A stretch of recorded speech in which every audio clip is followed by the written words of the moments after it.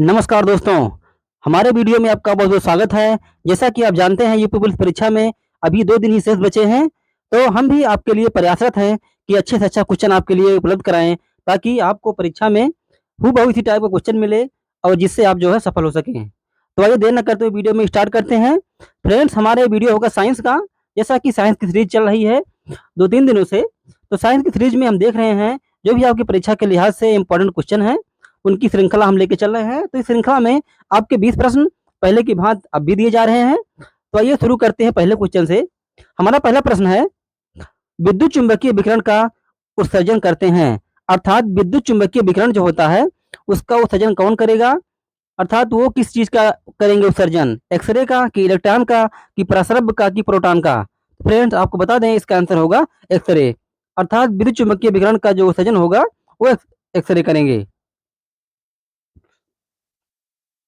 इसी क्रम में नेक्स्ट क्वेश्चन है हमारा, डायनेमो परिवर्तित करता है, अर्थात आपको बताना है डायनेमो एक यंत्र है जो पंखे, फ्रिज, कूलर बाकी बहुत-बहुत जगहों पे आपको मिलेगा देखने को वो। एक छोटा-सा यंत्र होता है जो लाइट के माध्यम से चलता है, तो उसमें आपकी क्या होती है, एनर्जी संचित हो जाती है। मान लीजिए अगर आपको एनर्जी मिल रही है किसी पर्पज़ से, विद्युत से, तो फिर एनर्जी क्या हुई उसमें सेव हो जाएगी। तो हम बात करेंगे फ्रेंड दूसरे क्वेश्चन से। दूसरा प्रश्न हमारा, डायनेमो परिवर्तित करता है। पहला विकल्प है यांत्रिक ऊर्जा को विद्युत ऊर्जा में, विद्युत ऊर्जा को यांत्रिक ऊर्जा में, यांत्रिक ऊर्जा को चुंबकीय ऊर्जा में, या आपका डी वाला विकल्प है आपका आखिरी, उपरोक्त में से सभी में। तो फ्रेंड आपका आंसर होगा पहला विकल्प, अर्थात हम जाएंगे ए वाले आंसर के साथ। आपका आंसर होगा यांत्रिक ऊर्जा को विद्युत ऊर्जा में, अर्थात डायनेमो यांत्रिक ऊर्जा को विद्युत ऊर्जा में चेंज करता है। इस सीरीज का नेक्स्ट क्वेश्चन देखेंगे फ्रेंड तीसरा, वायु में ध्वनि की गति लगभग होती है, अर्थात आपको बताना है फ्रेंड ध्वनि की गति अलग-अलग होती है, वायु में अलग होगी, निर्वात में अलग होगी, पानी में अलग होगी, अपवर्तनांक में अलग होगी। तो आपको बताना है कि ध्वनि में, अर्थात आपकी वायु में ध्वनि की गति कितनी होती है? तो आपका पहला विकल्प है 3 मीटर पर सेकंड, 30 मीटर पर सेकंड, 300 मीटर पर सेकंड, या 3000 मीटर पर सेकंड। तो आपका आंसर होगा फ्रेंड्स 300 मीटर पर सेकंड। आपको बता दें कहीं-कहीं इसका आंसर 332 मीटर पर सेकंड भी मिलता है, तो फ्रेंड वो भी आपका विकल्प सही भी रहेगा। नेक्स्ट है इस सीरीज का चौथा क्वेश्चन, बैरोमीटर के अंक का अचानक नीचे आना किसका संकेत देता है? आप जानते हैं कि बैरोमीटर एक संकेतक है जिसके माध्यम से आपको चलेगा पता, आंधी आएगी, वर्षा होगी, कि तूफान आएगा, कि मौसम किस तरीके से रहेगा। तो एक प्रकार का पाठ्यांक है। उसी आधार पे आपका क्वेश्चन है कि बैरोमीटर के अंक का अचानक नीचे आना किसका संकेत देता है? अर्थात पहला विकल्प है साफ मौसम का होना, तूफान आना, भारी वर्षा होना, या आंधी या ओले आना, आंधी या ओले पड़ना। फ्रेंड्स आपका होगा तूफान। अगर अचानक नीचे गिरता है तूफान होगा, अगर धीरे-धीरे गिरता है तो आपका जो है बारिश या ओले जैसी संभावना बनती है। नेक्स्ट है, जब जल को 01 सेंटीग्रेड से 10 अंश सेंटीग्रेड तक गर्म किया जाता है तो जल का आयतन, आपको बताना है ऐसी स्थिति कि तब जल का आयतन क्या होगा? धीरे-धीरे बढ़ता है, धीरे-धीरे घटता है, पहले बढ़ता है फिर कम होता है, या पहले कम होता है फिर बढ़ता है? फ्रेंड्स आपका आंसर होगा पहले कम होता है फिर बढ़ता है। नेक्स्ट, वातावरण में सर्वाधिक मात्रा में पाई जाने वाली गैस है। आपको बताना है फ्रेंड्स, इसका आंसर हो सकता है आप पहले से भी जानते हो, तो बताना है आपको कि वातावरण में अधिक मात्रा में कौन सी गैस पाई जाती है? ऑक्सीजन, कार्बन डाइऑक्साइड, नाइट्रोजन, या हीलियम? फ्रेंड्स आपका आंसर होगा नाइट्रोजन। नेक्स्ट क्वेश्चन की बात करेंगे इस श्रृंखला वाला, कार्बन की न्यूनतम मात्रा होती है, अर्थात आपको बताना है कि कार्बन की न्यूनतम मात्रा किसमें होती है? आपका दिया है इस्पात में, कि पिटवा लोहा में, या कच्चा लोहा में, या ढलवां लोहे में? फ्रेंड्स आपका आंसर होगा पिटवा लोहा में, अर्थात पिटवा लोहा में कार्बन की मैक्सिमम मात्रा होती है, मिनिमम मात्रा होती है। नेक्स्ट है, लोहे की वस्तुओं में जंग लगने का क्या कारण है? वैसे आप जानते हैं फ्रेंड्स, लोहे की जो वस्तुएं हैं कुछ दिनों बाद उसमें जंग लग जाता है, तो उसमें क्या होता है कि वायु में जो नमी होती है वही जो है वायु से अपक्रिया करके, धातुओं से अपक्रिया करके उसके ऑक्साइड बनाती है, इसलिए उसमें नमी आ जाती है। जैसे आपका है लोहा, तो लोहा का आपका होगा रासायनिक सूत्र Fe, उसका जो सिंबल है Sp होगा, और अगर करेगी ऑक्सीजन के साथ अपक्रिया O2 तो आपका हो जाएगा FeO2, साथ हो जाएगा फेरस ऑक्साइड। तो उसी कारण से जो है क्या है जंग लग जाती है। तो आपका बताना है कि लोहे की वस्तुओं में जंग लगने का क्या कारण है? फेरस क्लोराइड है, कि फेरिक क्लोराइड है, कि फेरिक सल्फेट है, या फेरस और फेरिक हाइड्रोक्साइड है? तो फ्रेंड दोनों हो सकता है, फेरस और फेरिक हाइड्रोक्साइड। नेक्स्ट बात करेंगे 9वें नंबर क्रमांक के क्वेश्चन में, रक्त का थक्का जमने में हेल्प करता है? Vitamin B1, vitamin B2, vitamin D या विटामिन के? तो फ्रेंड्स आपका आंसर होगा विटामिन के। अर्थात जो रक्त का थक्का है, वो जो आपका विटामिन के है फ्रेंड्स, वो रक्त का थक्का जमने में बहुत ही मददगार साबित होता है। नेक्स्ट है, जीन क्या है? फ्रेंड्स आपका 10वां क्वेश्चन है इस सीरीज का। जीन क्या है? नींद लाने की दवा है, वंशानुक्रम की इकाई है, एक प्रकार का विटामिन है, या एक प्रकार का जीवाणु है? तो आप जानते हैं फ्रेंड्स, जीन क्या है? वंशानुक्रम की इकाई है। अर्थात वंश परंपरा या जो भी जिस वंश से उत्पन्न हुआ है या आगे की श्रृंखला जिस तरीके से चलती रहती है, चलकर अभी आई है, तो उसे जो है वंशाक्रम की इकाई माना गया है। वही जीन ही आपका उसमें मुख्य भूमिका रखता है। नेक्स्ट है, शरीर का कौन सा अंग विभिन्न अंगों के कार्यों का समन्वय करता है? अर्थात आपको बताना है एक शरीर का ऐसा कोई पार्ट है, ऐसा कोई बॉडी है जो क्या करेगा, कोऑर्डिनेशन करेगा विभिन्न प्रकार की रिएक्शन में या एक्शन में। तो शरीर का कौन सा अंग विभिन्न अंगों के कार्यों का समन्वय करता है? दिया फ्रेंड्स आपका मस्तिष्क, यकृत, गुर्दा या हृदय? फ्रेंड्स आपका आंसर होगा मस्तिष्क। आप जानते भी होंगे, अगर आपको कहीं जाना हो तो मस्तिष्क पहले आपके पहले मस्तिष्क ही पहुंच जाता है। कहीं भी अगर आपने सोच लिया, विचार कर लिया, तो आपसे पहले आपका बॉडी का जो मस्तिष्क है वो पहुंच जाता है। नेक्स्ट है, बच्चों को किस बीमारी से बचाने के लिए ट्रिपल एंटीजन का टीका लगाया जाता है?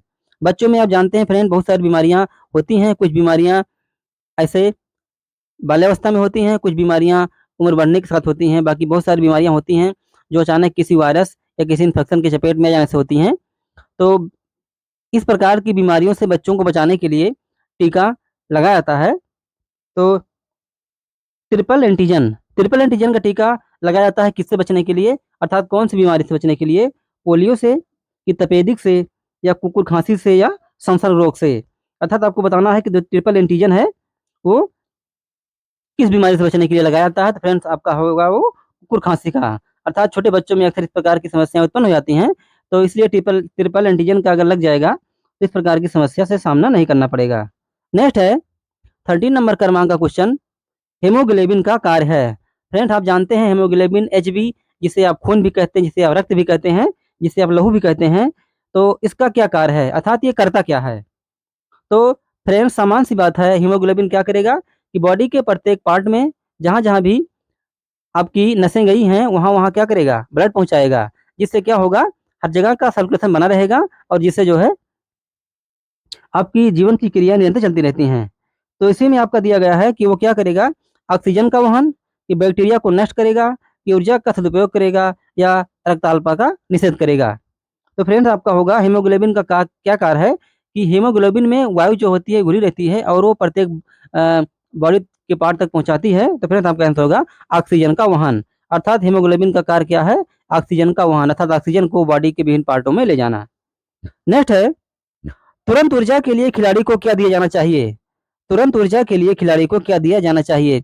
अर्थात कोई खिलाड़ी हो, थका हो, या उसकी एनर्जी लेवल कम हो या डाउन हो, तो उसे जो है क्या दे कि उसकी एनर्जी लेवल तत्काल जो है उस प्रभाव वाली स्थिति में आ जाए? फ्रेंड्स आपका पहला विकल्प है कार्बोहाइड्रेट, दूसरा वसा, तीसरा विटामिन, और चौथा आपका है लास्ट का फ्रेंड्स प्रोटीन। तो फ्रेंड्स आपका होगा कार्बोहाइड्रेट। आप जानते भी होंगे फ्रेंड्स, जंक फूड या कार्बोहाइड्रेट जो भी फास्ट फूड होते हैं इनमें ज़्यादा मिलते हैं, इसीलिए लोग जंक फूड का इस्तेमाल करते हैं और खा के जो है अधिक एनर्जी उत्पन्न करना चाहते हैं। वैसे भी कार्बोहाइड्रेट उन भी स्थितियों में आता है जैसे खिलाड़ियों के लिए तो थोड़ा स्टैंडर्ड क्वालिटी का आपका कार्बोहाइड्रेट रहेगा, तो उस हिसाब से उसको जो है कंज्यूम किया जाता है। नेक्स्ट है, निम्न में से कौन सा रक्त समूह जो सर्वव्यापी दाता है? अर्थात कौन सा आपका समूह दिया गया है जो सर्वव्यापी है, दाता है, अर्थात जो है वो क्या करेगा, सबको दान कर देगा। अर्थात इस ब्लड ग्रुप का अगर कोई व्यक्ति रहेगा तो उसे खून आसानी से लिया जा सकता है। तो ए है कि बी है कि ओ है कि ए बी है? अर्थात वो आपका आंसर होगा ओ। अर्थात ओ को कहते हैं डोनर, अर्थात ये जो है सभी को खून दे सकता है, या इसे ही आपको कह सकते हैं सर्वव्यापी दाता। नेक्स्ट है 16 नंबर क्रमांक क्वेश्चन इस सीरीज का, पादप कोशिकाओं में डीएनए निम्नलिखित में पाया जाता है। पादप कोशिकाएं में, पादप मीन्स होगा फ्रेंड पौधे, अर्थात पौधे में जो डीएनए की कोशिकाएं पाई जाती हैं उसमें क्या होता है, या पादप कोशिकाओं में डीएनए निम्नलिखित में कहाँ होता है? केंद्रक में, कि हरित लवक में, कि सूत्रकणिका में, या इन सभी में? फ्रेंड्स आपका होगा इन सभी में। अर्थात पादप कोशिकाओं में जो डीएनए होगा वो केंद्रक में भी होगा, हरित लवक में भी होगा, और सूत्रकणिका में भी होगा। इसलिए आपका विकल्प होगा डी, इन सभी में। नेक्स्ट है, मानव वयस्क में रक्त निम्नलिखित द्वारा बनता है। बता दें फ्रेंड्स, मानव वयस्क में रक्त जो है निम्नलिखित द्वारा बनता है। तो आपका फ्रेंड्स विकल्प है पहला हृदय द्वारा, प्लीहा द्वारा, लाल अस्थिमज्जा द्वारा या पीली अस्थिमज्जा द्वारा। फ्रेंड्स आपके पास 4 विकल्प हैं। आप 4 विकल्पों में से एक का आंसर दे सकते हैं कमेंट बॉक्स में। तो फटाफट आप कमेंट बॉक्स में इसका आंसर बताइए। चलिए बता दें आपका फ्रेंड्स इसका आंसर होगा लाल अस्थिमज्जा, अर्थात मानव वयस्क में रक्त निम्नलिखित द्वारा बनता है। तो आपका होगा लाल अस्थिमज्जा द्वारा रक्त का निर्माण होता है। नेक्स्ट है 18 नंबर क्रमांक का क्वेश्चन। बात करेंगे क्वेश्चन से, पत्ती की बाह्य त्वचा में पाए जाने वाले सूक्ष्म छिद्रों को क्या कहते हैं?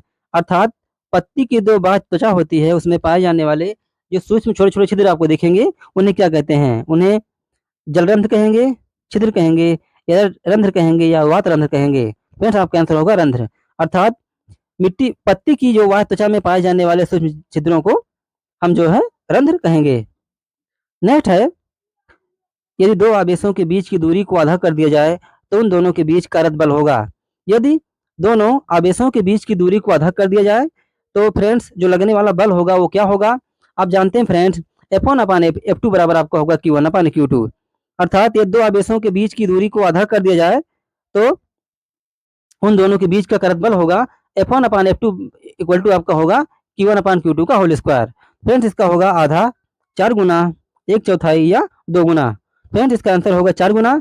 जो सूत्र हमने आपको बताया फ्रेंड, इस सूत्र में आपको आसानी से ये आपका इसका आंसर मिल जाएगा। आपके परीक्षा की दृष्टि से बहुत ही इंपॉर्टेंट है फ्रेंड्स। अगर हो सके तो किसी एक कॉपी या पेन की सहायता से आप लिख लीजिएगा और इसको 1-2 बार कर लीजिएगा रिवीजन, तो ये आपके लिए एक नंबर पक्का कर देगा और आप जो है बहुत ही कॉन्फिडेंस के साथ पेपर में बैठ पाएंगे। नेक्स्ट है आपका फ्रेंड्स इस सीरीज का लास्ट क्वेश्चन। तो हम बात करेंगे फ्रेंड्स 20वें क्रमांक क्वेश्चन पर। जैसा हमने आपसे बात किया था कि इस सीरीज में 20 क्वेश्चन होंगे, तो 20वें क्रमांक के क्वेश्चन में आपका 20 नंबर का क्वेश्चन है फ्रेंड्स, धातुएं विद्युत के अच्छे संवाहक हैं। अच्छा, तो धातुएं होती हैं वो विद्युत के अच्छे संवाहक हैं, तो किस दृष्टि में? बात करेंगे पहले विकल्प से, इनमें स्वतंत्र इलेक्ट्रॉन होते हैं। दूसरा विकल्प है परमाणु अच्छी तरह से भरे होते हैं। तीसरा है इनका गलनांक उच्च होता है। और चौथा आपका विकल्प फ्रेंड डी होगा आपका उपरोक्त सभी। फ्रेंड्स धातुएं विद्युत के अच्छे संवाहक हैं क्योंकि इसमें रीजन दिया गया है, क्योंकि धातुओं में बहुत सारी चीजें होती हैं, धातुएं बहुत सारा गुण दिखाती हैं, धातु का, अधातु का और उपधातु का। तो उस हिसाब से ये आपका क्वेश्चन है। अगर रहेगी उपधातु या मिश्र धातु रहेगी, कोई धातु में चमक होगी जिसे धात्विक चमक कहते हैं, और उपधातुओं में इस प्रकार का गुण नहीं पाया जाता है। और इसमें क्या होता है कि इस प्रकार के गुण में वो क्या करती हैं कि जो धातु चमक नहीं रखी हैं उसे धात्मिक उसमें धातु नहीं कहेंगे, अर्थात तो धातु का गुण नहीं रखेगा। तो धातु, अधातु और उपधातु धातु में तीनों श्रेणी में पाई जाती हैं। फ्रेंड्स इसका आंसर होगा आपका, इनमें स्वतंत्र इलेक्ट्रॉन होते हैं, अर्थात धातुएं विद्युत के अच्छे संवाहक हैं क्योंकि इनमें स्वतंत्र इलेक्ट्रॉन होते हैं, इनमें स्वतंत्र इलेक्ट्रॉन होते हैं। तो फ्रेंड्स हमारा ये रहा साइंस का आपका 20 नंबर का क्वेश्चन, क्योंकि आपकी परीक्षा की दृष्टि से बहुत ही इंपॉर्टेंट है फ्रेंड्स। और ये क्वेश्चन हमने बहुत ही मेहनत से, बहुत ही प्रयास से आपके लिए बनाया है। तो ये रहा हमारा 20 क्वेश्चन, यहाँ 20 क्वेश्चन हमारे पूरे होते हैं। आप इनको फटाफट लिख लीजिए, याद कर लीजिए, रिवीजन कर लीजिए, और जिससे आपको कोई भी परीक्षा में असावधानी का सामना न करना पड़े।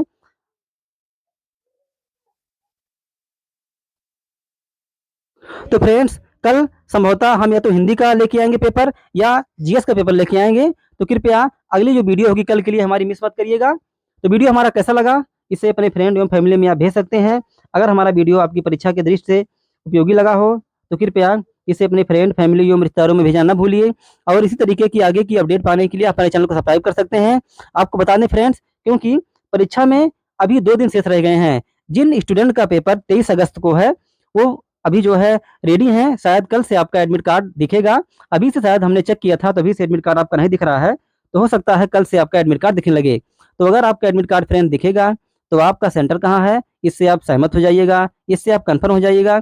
वहाँ जाने की जो भी आपके साधन हैं उनसे आप जो है क्लियर कर लीजिएगा, क्योंकि वो साधन किस तरीके से हैं, आपको साधन मिलेंगे या नहीं मिलेंगे। क्योंकि इस समय बरसात का फ्रेंड सीजन चल रहा है, कहीं कहीं इस तरीके से सेंटर दे देते हैं कि स्टूडेंट को पहुँचने में असुविधा होती है।